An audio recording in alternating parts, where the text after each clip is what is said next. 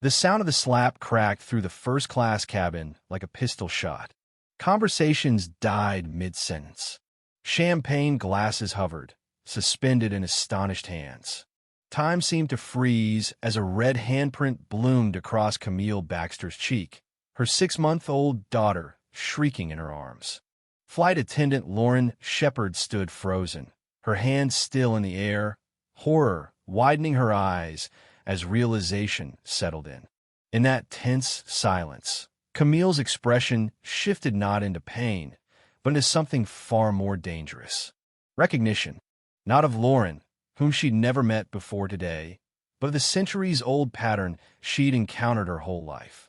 The pattern of assumptions, of judgments, of being seen as someone who didn't belong. What no one in that luxury cabin knew, what no one on that plane could possibly have known, was that Camille Baxter, the black woman holding a wailing infant, was less than 24 hours away from acquiring 51% of Altura Air. The final paperwork sat quietly in her carry-on. By morning, she would effectively own the aircraft they were flying in, the airline itself, and the fate of 62,000 employees across the globe, including the one who had just struck her. But to understand how this moment unfolded, to understand how Lauren Shepard's career would be irrevocably altered, how Camille Baxter would make a decision that shaped the future of an entire industry, need to rewind to 12 hours earlier, as the sun cracked over the skyline of Chicago. Camille lay awake in her penthouse apartment, staring at the ceiling. Her daughter, Ava, slept in a bassinet beside her, her tiny chest rising and falling peacefully. Camille had grown used to rising before the city did, her mind already alight with market movements, pending acquisitions, risk assessments. But that morning, her focus drifted to Ava. Only 6 months old and already logging more flight miles than most people saw in a lifetime. Guilt weighed heavy. Dragging a baby across the country during sensitive negotiations wasn't ideal. Neither was raising her daughter alone. The whispers in boardrooms never stopped that she couldn't possibly sustain her reign as one of the most respected private equity leaders in the country while caring for a child. Her phone buzzed. Jamal, her executive assistant of nearly a decade, didn't waste time on greetings. Board meeting at Altura HQ moved to 10 a.m. Raymond's playing games, probably trying to corner you before the Dubai group lands. Book the usual flight, Camille said, already pushing herself upright. I want wheels up by 8:45. And Ava? Nanny's out. Ava's coming with me. Jamal didn't argue. He never did. Call me downstairs by 7:30. I'll reroute your overnight bag to the hotel. Camille ended the call and rose, brushing her teeth as she stared into the mirror. At 39, her skin remained flawless, her mother's legacy. Her hair, tightly coiled and pulled back in a sleek bun, framed eyes that revealed her inner conflict despite years of cultivating executive composure. Today was either going to cement her as a savior or mark the largest misstep of her career. 5 miles west, in a modest 2-bedroom apartment, Lauren Shepard stirred a pot of oatmeal while glancing at her father seated silently at the kitchen table. He hadn't touched his pills. Again, "Daddy, please. I can't leave for New York if you don't take these." He grumbled something about not needing supervision, but Lauren gently slid the morning doses away. Her dad, once a steelworker with hands like anvils, now trembled with Parkinson's. Her mother had passed a year and a half prior. Her brother was serving time. It was all on her now. She'd been with Altura Air for almost a decade. Flight attendant work had once been her ticket to the world. These days, it was just barely keeping them afloat. "Mrs. Carter will stop by at noon. Lunch is in the fridge. I laid out your afternoon meds." She kissed his forehead and grabbed her roller bag. "You be safe up there," he muttered, watching the sun rise through the blinds. Too many things go wrong on planes these days. "Nothing's going to go wrong," Lauren replied, though her own nerves contradicted her words. "Just another flight." At O'Hare, Camille arrived early.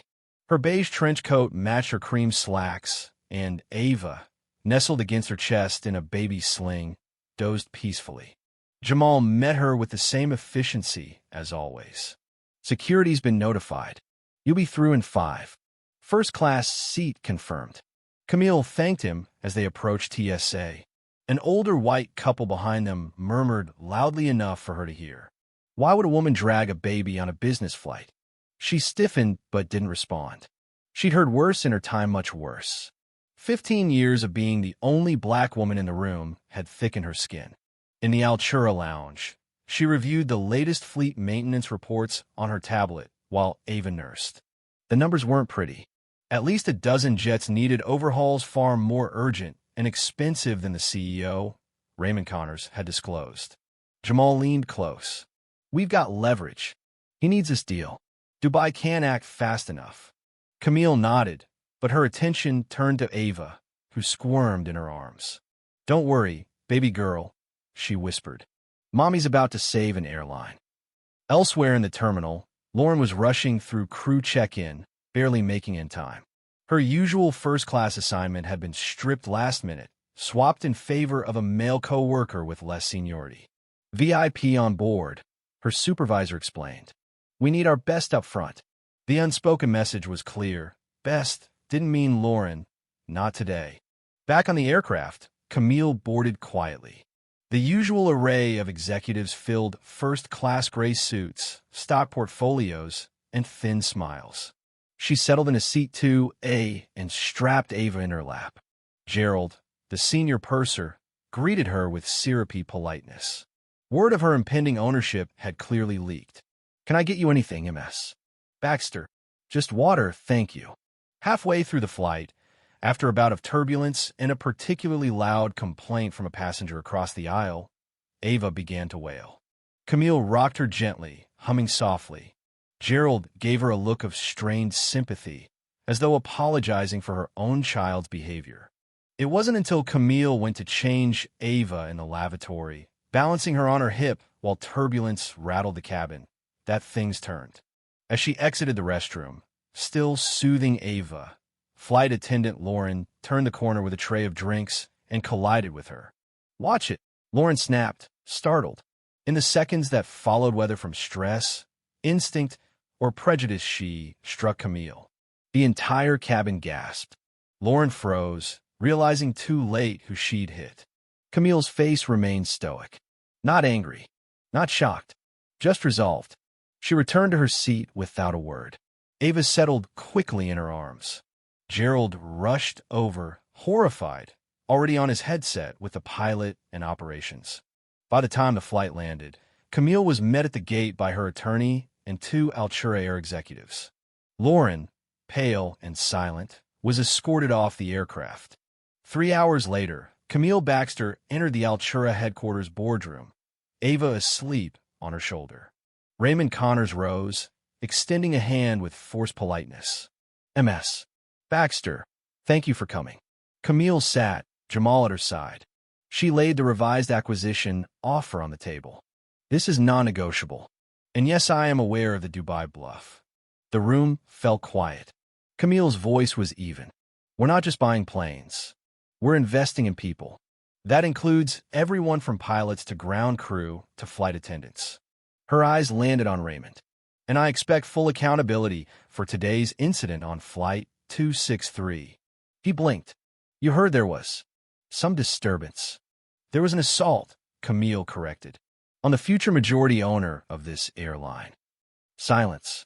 I don't need compensation, she continued. I need a cultural reset. I will not lead a company that allows this kind of behavior to go unchecked. Raymond nodded, cowed. Understood. By market close, the acquisition was announced. Harrington Equity Partners now controlled Altura Air. The next morning, crew across the country received the memo. Among them, Lauren Shepard. She read it in silence, then reread it. She wouldn't be fired. Not yet, but she would be suspended, pending further review and required to complete a company-wide diversity and sensitivity training now mandated across all departments. 3 months later, Lauren found herself standing face-to-face with Camille Baxter again, this time not in the air, but in a training room, part of a leadership workshop. Camille nodded at her. No ange, just quiet recognition. And for the first time, Lauren truly understood the gravity of what had happened that day, not just the slap, but the assumptions, the optics, the power of who someone appears to be, and who they truly are. Altura Air wasn't just under new management. It was under new vision, and that vision saw everyone.